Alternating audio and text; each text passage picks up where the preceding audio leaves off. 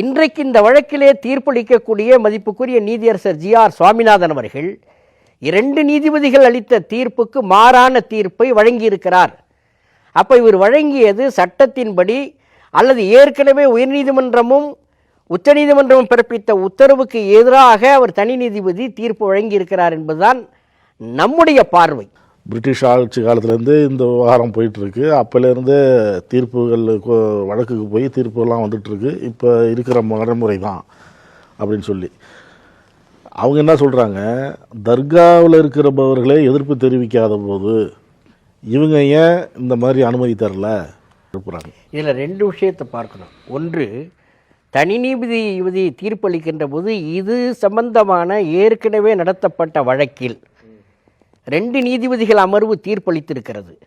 அந்த தீர்ப்பை இவர் முறையாக இந்த வழக்கிலே அந்த தீர்ப்பினுடைய கருத்தை உள்வாங்கியிருக்க வேண்டும். அதன் அடிப்படையிலே தீர்ப்பை வழங்கியிருக்க வேண்டும். ஒன்று.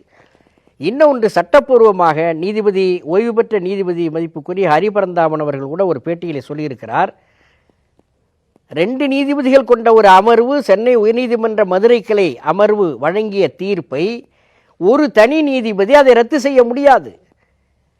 அதற்கு மேற்பட்ட 2க்கு மேற்பட்ட நீதிபதிகள் சேர்ந்துதான் அல்லது 3 நீதிபதிகளோ அதிகமான நீதிபதிகள் தான் அந்த வழக்கிலே இந்த தீர்ப்பை மாற்ற வேண்டும் என்று சொன்னால் 3 நீதிபதிகள் அமர்வு தான் முடிவெடுக்க வேண்டுமே தவிர சட்டப்பூர்வமாக நீதிமன்ற மரபுபடி ஜி.ஆர். சாமிநாதன் அவர்கள் வழங்கிய தீர்ப்பு செல்லாது என்று சொல்லியிருக்கிறார். இது நீதித்துறையை பொறுத்தவரையில்.